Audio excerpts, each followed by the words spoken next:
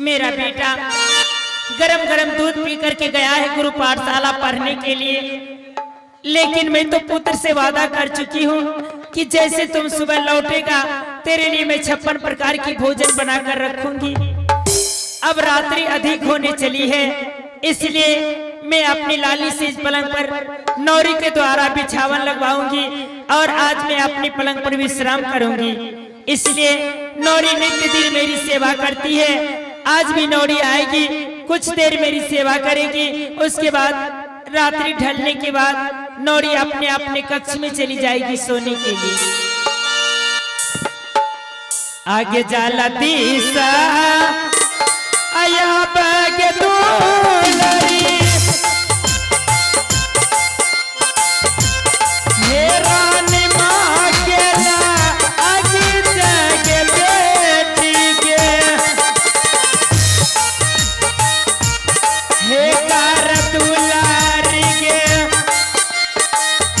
मोरा के मोला आका तवा आगे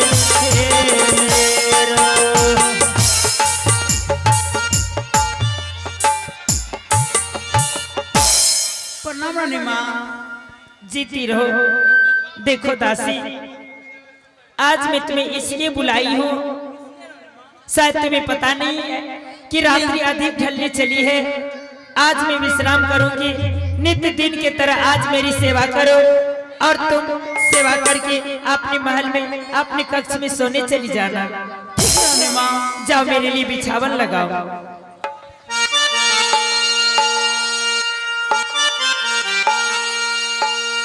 आगे हंसी खुशी आ गई है ये दुलारी, हे महाराज भी अच्छा बना के बेटी के, हे मैया करा तो ये आया जुगे दीनाया आराम आगे बेटी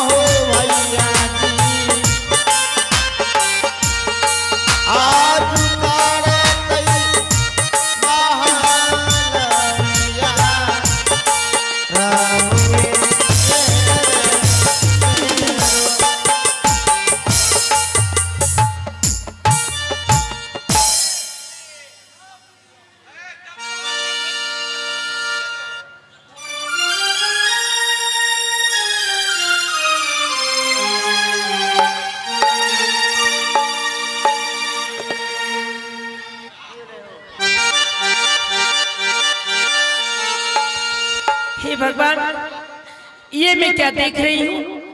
मेरे मेरे पलंग पर दो पक्षियों की मौत हो गई है।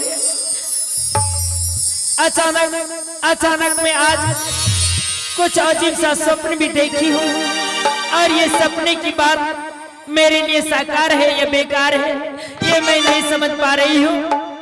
हे भगवान, अब सगुन स्वप्न इस प्रकार की देखी हूँ कि मेरे महल में एक बगरो और बगरोइन का घोंसला है। उस घोंसले में बगरो और बगरोइन के पास मेरे पुत्र के समान दो बेटा भी है और दोनों बेटा अपनी माता पिता से बहुत प्यार बहुत स्नेह रखता। लेकिन एक दिन अचानक उस बच्चे की माँ बेचारी बगरोई बीमार पड़ गई। बीमार पड़ने के कारण सदा के लिए वो दुनिया से चल बसी। माता के वियोग में दोनों बेटा फूट फूट करके रोता था। अचानक उसके पिता बगरों के दिल में दया आया कि बेटा माँ के बिना नहीं जिंदा रह पाएगा, इसलिए उसकी माँ के जगह एक नई बगरोई के साथ बगरों ने शादी कर लिया और उस घोंसले में एक सौतेली माँ लेकर के आया।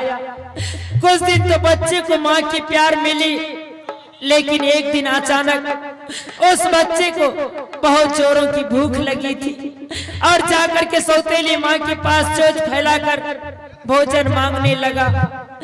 इतने में सौतेली माँ ने उस घोंसले में चोंच मार मार कर दोनों सौतेले बेटे को मेरे पलंग पर गिराया और दोनों बच्चा मर गया है।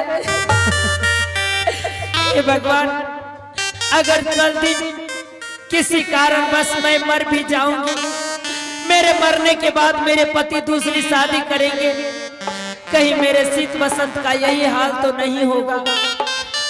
इसलिए मैं सबसे पहले ये सपने की बात अपने स्वामी से कहना चाहती हूँ। मंत्री को दरबार में बुलाकर स्वामी को खबर दिलवाऊंगी। स्वामी जी आएंगे, मैं सपने की सारी बातें कहकर सुनाऊंगी। मंत्री जी,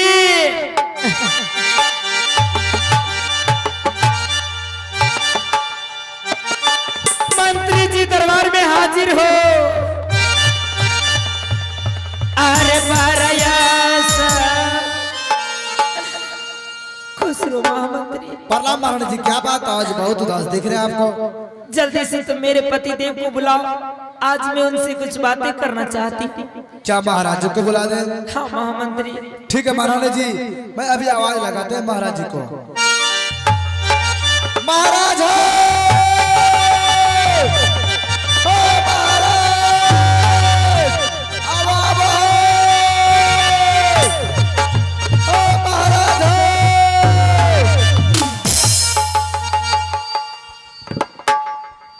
क्या हुआ है? महाराज जी आपको बुलाया। स्वामी जी। महारानी। हाँ पति देव। क्या बात है? और इतना उदास तुम क्यों लग रही है महारानी? इसलिए स्वामी जी, आज मैं कुछ सपने देख चुकी हूँ और वह सपने की बातें मैं आपसे कहना चाहती हूँ स्वामी जी। सपने देखिए? हाँ स्वामी जी।